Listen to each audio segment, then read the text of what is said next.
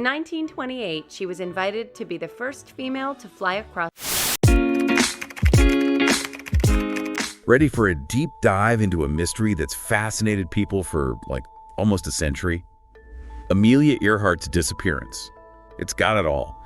Adventure, history, and enough theories to fill a hangar. And you're in the right place to go beyond just the surface. We've got that YouTube video, right? The one that gives the overview. Well, think of this as the deep dive into all the details of the Amelia Earhart puzzle. Exactly. And you know what always gets me? The whole early aviation thing. It's the 1920s. Planes are still, pretty new. And Amelia's out there breaking barriers left and right. That story about the 10-minute flight for $10.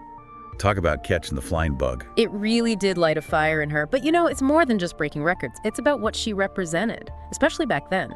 Imagine, you're a woman in the 1930s and you see Amelia, fearless, flying across oceans. It's a powerful statement about what women could achieve. No kidding. So she conquers the transatlantic flight, becomes a global icon. You'd think that'd be enough, right? But no. 1937, she decides to circumnavigate the globe by air. Talk about ambitious. And this is not like hopping on a jet today. We're talking basic navigation, limited communication. They were relying on celestial navigation. Celestial navigation. That sounds, intense. Oh, it was.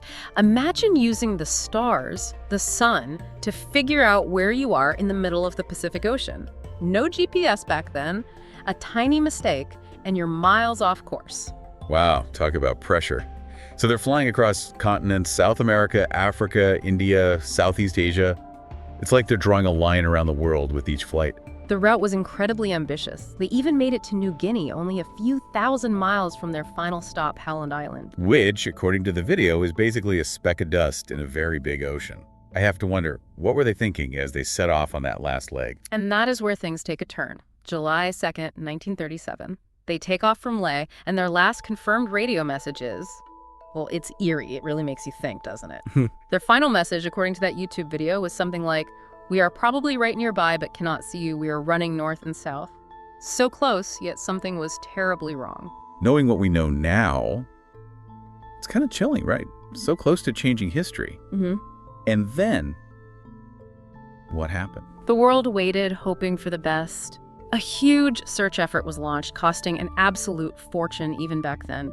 Ships, planes, everyone looking for any sign of Earhart, her navigator Fred Noonan, or the plane the Electra. It's hard to wrap your head around the sheer size of that search, especially with the technology back then. They're basically looking for a needle in a haystack, but in the ocean. It was massive, yeah. But in the end, no real answers. Officially, they vanish, ran out of fuel, crashed somewhere in the Pacific. But of course, that just made people more curious, leading to all sorts of theories. And that's where it gets juicy. That YouTube video mentioned something about the Nikomaro bones. What's that about? So Nikomaro, it's this uninhabited island, way off course, hundreds of miles from Howland Island.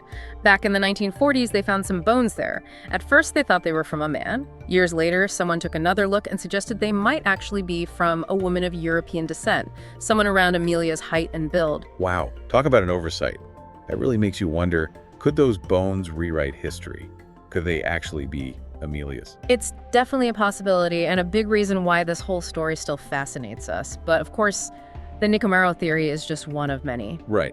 Probably the most intriguing one is that whole spy theory. The idea that Amelia and Fred were actually on a secret mission, maybe for the US government, even photographing Japanese military installations. What do you make of that one? It's a captivating theory, for sure. And you can't forget, the world back then was on edge. Tensions were rising in the Pacific, war was looming. So it might sound like something out of a movie, but given the historical context, it's not totally impossible. Exactly. And there are these little bits of evidence that some people use to support the theory. Like, there was this aluminum map found on Amelia Atoll. Remember that? Oh yeah, from the video. Yeah. Refresh my memory. Where's Amelia Atoll again, and what makes it significant? It's part of the Marshall Islands, over 1,000 miles from Howland Island. If, and it's a big if, but if that map belonged to Amelia, it could mean they landed there after going off course. But then that just raises even more questions. Yeah, like, how do you even end up that far off course? Yeah. And if they landed there, why not contact someone? Exactly. And if it really was a secret mission, well, maybe they couldn't risk it. It's like a puzzle where each piece just makes the mystery even deeper. I mean, we're talking about celestial navigation, right? Yeah. Even a small error, sure, but being thousands of miles off course. That's a bit mind-boggling. It is, and it makes you think that even if they weren't on some secret mission, maybe just a regular navigation mistake could have been catastrophic. Lost in the Pacific Ocean. Right. Limited resources. It's kind of terrifying when you really think about it. It really highlights how unforgiving that environment can be. Absolutely. And back then, forget about sonar or any of the deep-sea tech we have now. Finding a plane wreck would have been like finding a specific seashell on the ocean floor. Exactly. It's a needle in a haystack situation for sure. But even with those odds, people are still searching, still researching. It really says something about Amelia's story, wouldn't you say? Oh, definitely. I think she represents something, you know? Right. That human desire for adventure, for pushing the limits, for proving what's possible. She wasn't just a pilot, she was a symbol. A symbol of what happens when you dare to dream big, right?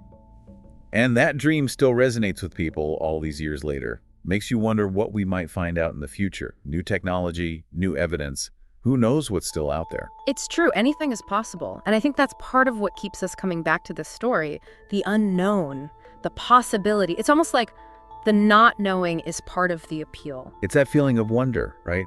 That drive to keep searching for answers. Like Amelia's story is reminding us that some mysteries, well, maybe they're meant to stay with us, keep us curious. Remind us that there's still so much out there we haven't figured out. I like that.